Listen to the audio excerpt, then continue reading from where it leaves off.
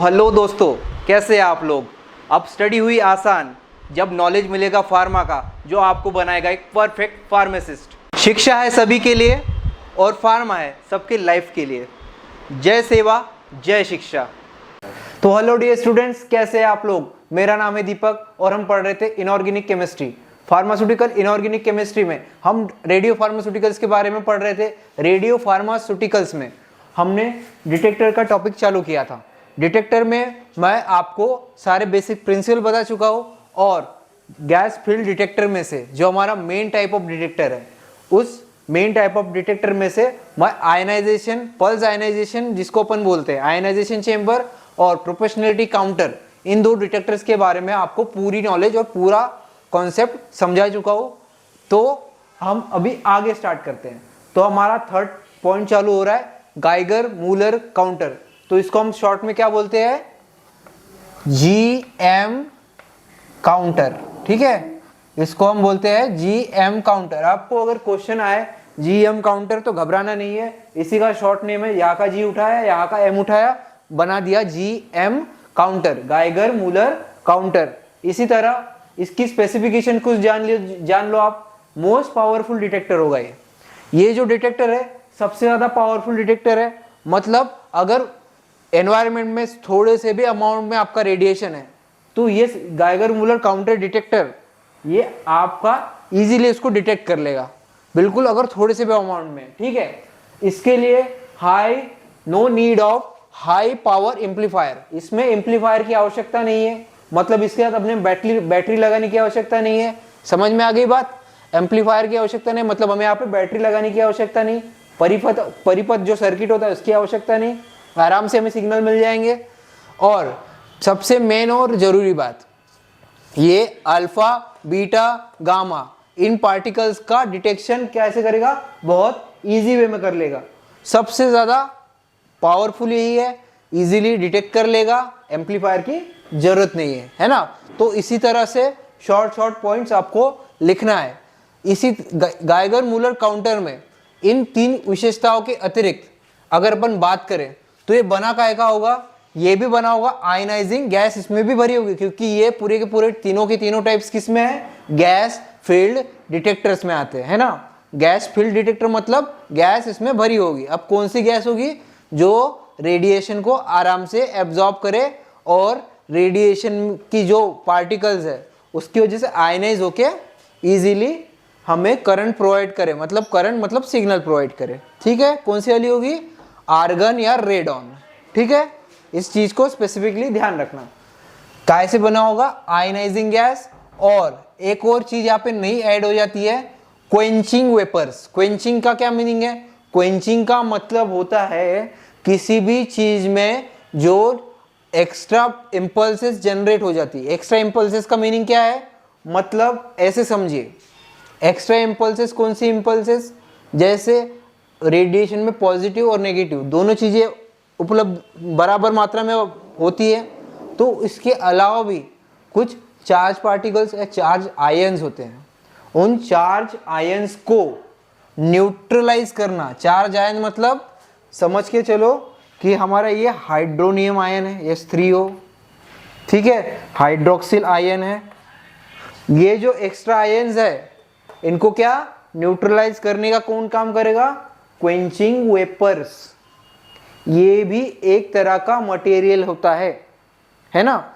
Material कौन सा होगा, क्लोरीन के सॉल्ट्स, ब्रोमीन के सॉल्ट्स, बट कौन से सॉल्ट्स, रेडियो एक्टिव सॉल्ट्स, है ना। उन सॉल्ट्स का काम होता है जो ये एक्स्ट्रा चार्जिंग आयंस है उनको, उनकी एक्टिविटी को न्यूट्रलाइज करना। ठीक है, यही क्वेंचिंग वेपर्स का काम होता है। अब ये कौन से टाइप के होते हैं, ये इनऑर्गेनिक भी हो सकते हैं, ये ऑर्गेनिक भी हो सकते हैं। अब सर इसके एग्जांपल और बता दो मैं, क्लोरीन के सॉल्ट्स, ब्रोमीन के सॉल्ट्स। ठीक है, एग्जांपल बता दिए, क्लोरीन सॉल्ट्स एंड ब्रोमीन के सॉल्ट्स। कौन से, रेडियो एक्टिव। ठीक है, और ये हो गए, हमने इनऑर्गेनिक के लिए बात कर ली। अगर हम ऑर्गेनिक के लिए बात करें तो इथाइल एल्कोहल या इथाइल फॉर्मेट। ठीक है, इथाइल एल्कोहल या इथाइल फॉर्मेट, ये हो गए क्वेंचिंग वेपर्स कौन से मटेरियल के होंगे? इन मटेरियल्स के। इनऑर्गेनिक के लिए ये यूज करोगे, ऑर्गेनिक के लिए ये यूज करोगे। मतलब जो चार्जेस अगर ऑर्गेनिक है, कोई जो डिस्टर्बिंग चार्जेस है, जो हमारे रेडिएशन या रेडियो एक्टिव वेव्स को डिस्टर्ब करते हैं, उन सिग्नल्स को अगर डिस्टर्ब करने वाले चार्जेस कौन से होंगे? ये वाले होंगे। ऑर्गेनिक इनऑर्गेनिक होंगे तो हमें इनऑर्गेनिक वाले यूज करने हैं, अगर ऑर्गेनिक वाले हैं तो हमें ऑर्गेनिक वाले यूज करने हैं। समझ में आ गई सबको ये बात? तो यही कॉन्सेप्ट है इस चीज का कि भाई क्वेंचिंग आयनाइजिंग गैस के साथ क्या होगा? क्वेंचिंग वेपर्स या क्वेंचिंग मटेरियल्स हमें यूज करने हैं। यही जीएम काउंटर को सबसे पावरफुल और सबसे बेस्ट बनाते हैं। इससे भी एक बेस्ट चीज है सिंटिलेशन काउंटर जिसको बोलते हैं, या स्किंटिलेशन काउंटर आप बोल सकते हो। मैं तो स्किंटिलेशन बोलना ज्यादा प्रेफर करता हूँ, बट ज्यादातर लोग मैंने देखा है कि सिंटिलेशन बोलते हैं उसको, ठीक है। तो इसी के साथ इसकी एक और डेफिनेशन जान लो कि fill gas to low pressure, fill gas to low pressure then atmospheric pressure. ATM अगर जहां पे भी लिखा है, एटीएम का मतलब एनी टाइम मशीन नहीं होगा, इसमें एटमॉस्फेरिक प्रेशर होगा। Fill gas to low pressure then atmospheric pressure, मतलब वातावरण का जो वायु दाब है उस वायु दाब से कम दाब पे हमें इसमें क्या भरनी है? गैस भरनी है। कौन सी गैस भरनी है? आयनाइजिंग गैस भरनी है, वातावरण से कम दाब पे। तब जाके हमें हाई वोल्टेज को अवॉइड करेंगे। ज़्यादा अगर वोल्टेज रहा तो हमें इसको कंट्रोल करने में दिक्कत जाएगी, जो हमारी मशीन रहेगी वो गर्म होगी, ऑब्वियस सी बात है। इसलिए हमें इसको अवॉइड करना है, तो हमें कौन सी? लो एटमॉस्फेरिक प्रेशर पे गैस फिल करनी होगी। बस यही इसका चीज था। अब अगर बात करें अपन सारी चीजों में, तो ये सारी की सारी स्लाइड सिर्फ उसकी बेसिक प्रॉपर्टी को रिप्रेजेंट करती है। इन बेसिक प्रॉपर्टीज को आप अच्छे से समझ लीजिए, है ना, और इसका पूरा स्क्रीनशॉट ले लीजिए, ठीक है। आपको समय दिया जा रहा है, ठीक है। तो स्टूडेंट्स, हम बात कर रहे थे क्वेंचिंग वेपर्स के बारे में। Quenching vapours are the material who absorbs the extra atoms और extra charges who disturbs the main radiation stream और मेन रेडिएशन सिग्नल, ठीक है। मतलब ऐसे मटेरियल्स जो क्या करें, मेन जो रेडिएशन सिग्नल है उसको अफेक्ट करे। मेन अफेक्ट, सबसे पहले ये लिखो affect, affect main radiation signal, ठीक है। किसको अफेक्ट करेंगे? जो आपका मेन रेडिएशन सिग्नल होगा उसको अगर अफेक्ट कर रहा है कोई चार्जेस, तो वो कैसे काउंटर होंगे? क्वेंचिंग वेपर से होंगे। अब क्वेंचिंग वेपर मटेरियल क्या है? क्वेंचिंग वेपर मटेरियल मैं आपको बता चुका हूं कौन से वाले। इनऑर्गेनिक के लिए ब्रोमीन और क्लोरीन के सॉल्ट्स, और ऑर्गेनिक के लिए इथाइल अल्कोहल और इथाइल ब्रोमाइड, ठीक है। ये दो चीजें मैं आपको स्पेसिफिकली बता चुका हूं पहले। अब बात करें हम इन क्वेंचिंग वेपर्स की प्रॉपर्टी के बारे में। अब क्वेंचिंग वेपर की प्रॉपर्टी क्या क्या है? क्वेंचिंग वेपर्स की प्रॉपर्टी है prevent spurious pulses. Spurious pulses का मीनिंग क्या है? वो पल्सेस जो आपके रेडिएशन के अलावा होती है। अब जरूरी थोड़ी है, अगर आप बात करें आसपास आपकी कितनी सारी रेडियो एक्टिव वेव्स है, बट वो आपको हार्म नहीं करती। उसी तरह ये जो रेडियो एक्टिव वेव्स है ये भी हार्म नहीं करती, बट ये जो हमारा गाइगर मूलर काउंटर है वो बहुत ही ज्यादा सेंसिटिव है। उसको काउंटर कर उसके अलावा जो रेज रहती है उनको काउंटर करने के लिए हमें स्पेसिफिकली इन क्वेंचिंग वेपर्स की जरूरत होती है, ठीक है। To prevent spurious pulses that get produced due to positive charges reaching cathode. मैंने बताया था positive charges, hydronium ion, hydroxyl ion, है ना। तो यही उस पॉइंट का मीनिंग है ना। तो इसको भी आप अपने नोट्स में प्रॉपरली बना लेना। और दूसरे अगर पॉइंट के ऊपर हम बात करें, absorbs photons emitted by atom returning to its ground phase. अब सर ये पॉइंट हमको क्लियर नहीं हो रहा, तो इसका मीनिंग ये है कि जब भी कोई भी एटम या कोई भी मॉलिक्यूल, ठीक है, जब भी कोई भी एटम या कोई भी मॉलिक्यूल क्या करता है, एनर्जी एब्जॉर्ब करता है, तो ये होगी उसकी नॉर्मल स्टेट। ठीक है, ये होगी उसकी नॉर्मल स्टेट। नॉर्मल स्टेट से कहा जाता है एक्साइटेड स्टेट में जाता है। मतलब ये हाई एनर्जी, ये लो एनर्जी लेवल्स है, ये हाई एनर्जी लेवल्स है। जैसे उसको एनर्जी मिली, एनर्जी में E for energy, E for electron नहीं है यहाँ पे, ई फॉर एनर्जी। अगर किसी एटम को, नॉर्मल एटम को एनर्जी मिली तो कहा जाता है वो एक्साइटेड स्टेट में चल जाता है। अब इसका एग्जांपल दूं आपको, जैसे आप किसी धातु को गर्म करते हो तो क्या होती है, वो तनती है ना, और जैसे वो ठंडी होने लगती है वापस से सिकुड़ती है। वैसे ही जब हम किसी एटम को एनर्जी देते हैं तब वो फैलता है और कहा जाता है एक्साइटेड स्टेट में या फिर हाई एनर्जी लेवल पे जाता है, फिर वो तुरंत वापस भी आता है।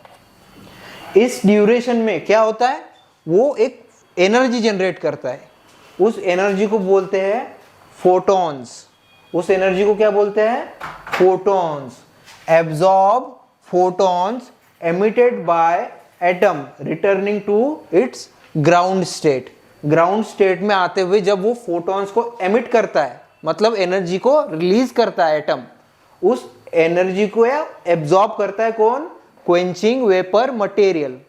ठीक है, तो इस मटेरियल का यही वर्क है, अफेक्ट द मेन। इसका वर्क मैंने बताया था, जो अफेक्ट करता है मेन रेडिएशन स्ट्रीम को, मेन रेडिएशन सिग्नल को, उसको, उस रेडिएशन सिग्नल को काउंटर एक्ट करना। ठीक है, ये मैंने आपको बता दिया, ये मैंने पॉइंट आपको क्लियर कर दिया। अब बात करें हम इस प्लेट्यू फेज की, या फिर हम इस ग्राफ की बात करें। जब भी हम कोई ऐसे प्रैक्टिकल चीजें करते हैं तब इन ग्राफ्स का बहुत महत्व होता है। क्यों? क्योंकि इन्हीं ग्राफ से हमें ऑब्जर्वेशन मिलता है कि क्या हो रहा है। कि देखो, अगर हम ये जीरो यहाँ पे हमेशा लिखना होता है, ठीक है, जीरो हमेशा यहाँ पे होता है। जैसे ही हम अप्लाइड वोल्टेज बढ़ाते हैं, क्या करते हैं, अप्लाइड वोल्टेज बढ़ते जाता है। नॉर्मली जब रेडिएशन की मात्रा बढ़ती है, रेडिएशन का काउंट अगर बढ़ गया, रेडिएशन की मात्रा अगर बढ़ गई, तो अप्लाइड वोल्टेज भी क्या, स्पूरियसली, मतलब एक प्लेट्यू फेज की तरह बढ़ेगा। जैसे यहां से डायरेक्टली आपने रेडिएशन का काउंट बढ़ गया तो अप्लाइड वोल्टेज का भी काउंट बढ़ गया, डायरेक्टली कहा जाएगा ये एक्साइटेड स्टेट में, इसकी वैल्यू तुरंत बढ़ेगी। फिर एक कुछ टाइम तक एक फ्रीक्वेंट वे में चलेगा, एक सीधी लाइन में चलेगा। फिर जैसे आप और रेडिएशन का अमाउंट बढ़ाया, वैसे इसका अप्लाइड वोल्टेज भी और बढ़ जाता है। बट इस एक फेज में इसका रेडिएशन सिग्नल फ्रीक्वेंट या फिर सेम होता है। उस सेम फेज को प्लेट्यू फेज या फिर एक्यूरेट फेज बोलते हैं। इस प्लेट्यू फेज का जो रेडिएशन अमाउंट है, वही स्पेसिफिक अमाउंट हम इसमें समझते हैं। ठीक है, मतलब अगर किसी मटेरियल की हमें रेडियो एक्टिविटी जाननी है तो जी इस पॉइंट की जो रेडियो एक्टिविटी होगी उसको उसकी एक्यूरेट रेडियो एक्टिविटी बोला जाएगा। ठीक है, तो आप एक काम कीजिए, आप इस पूरी स्लाइड को फिर से देख लीजिए और इसके प्रॉपर नोट्स बना लीजिए। मैं आपको टाइम दे रहा हूँ। हाँ, तो डियर स्टूडेंट्स, हम बात कर रहे थे डिटेक्टर्स में जीएम काउंटर के बारे में। जीएम काउंटर का या गाइगर मूलर काउंटर का कंस्ट्रक्शन किस हिसाब से, कंस्ट्रक्शन इस हिसाब से कि ये सिलेंड्रिकल कैथोड का बना होगा, जिसका डायमीटर कितना होगा, 1 से 2 सेंटीमीटर, और इसके सेंटर में एक वायर होगा।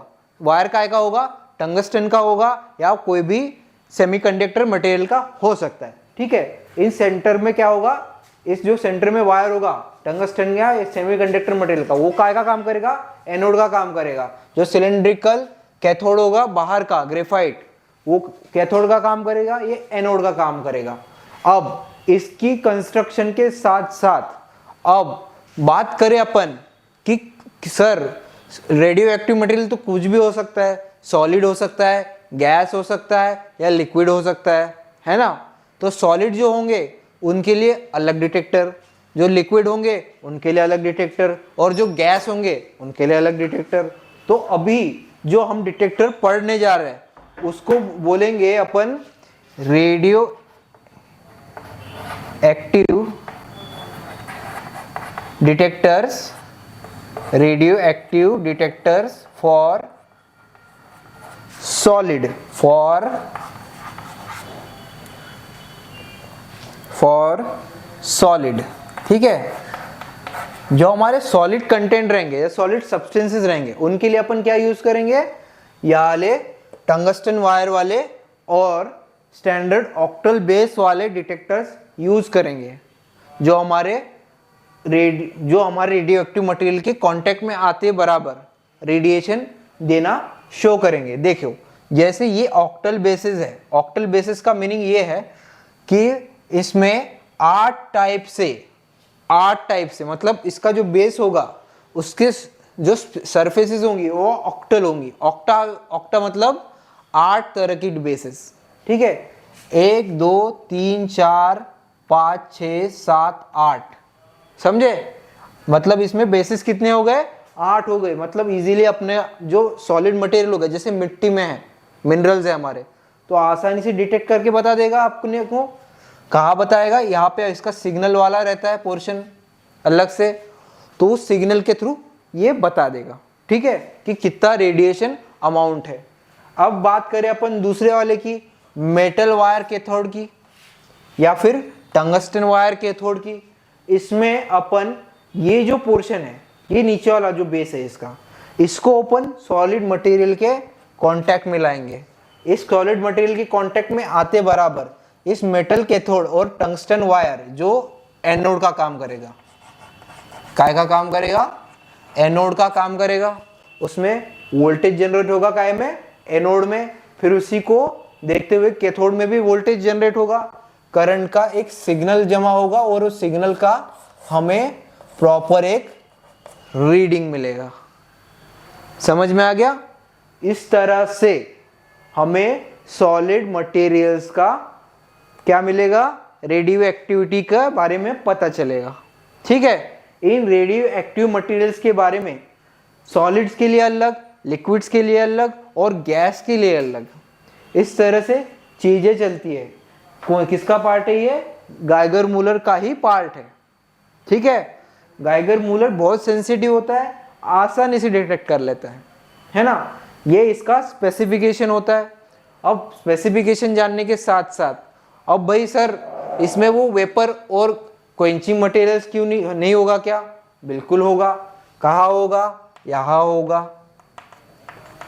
क्वेंचिंग वेपर्स और कौन सी गैस, आयनाइजिंग गैस, यहाँ उसमें भरी होगी, यहाँ उसमें भरी होगी। ठीक है, इस तरह से इसमें क्वेंचिंग वेपर्स मटेरियल और क्या भरा होगा, आयनाइजिंग गैस भरी होगी। ठीक है, आपको ये चीजें समझ में आए इसलिए मैंने प्रॉपर डायग्राम बना दिया। आप इस स्लाइड का भी डायग्राम बना लेना। इस स्लाइड को अभी रोक के स्क्रीनशॉट ले लो या फिर इसको प्रॉपरली अपनी कॉपी में नोट डाउन कर लो, है ना। तो मैं आपको 2 सेकंड का टाइम दे रहा हूँ, स्क्रीनशॉट ले सकते हो या फिर आप प्रॉपरली वीडियो रोक के स्पेसिफिकली इसको बना लो। यही मैं चाहता हूँ, है ना। आई होप आप लोग ने स्क्रीनशॉट ले लिया होगा। तो डियर स्टूडेंट्स, आज के लिए बस इतना ही। मिलते हैं आपसे अगली क्लास में, तब तक के लिए थैंक यू।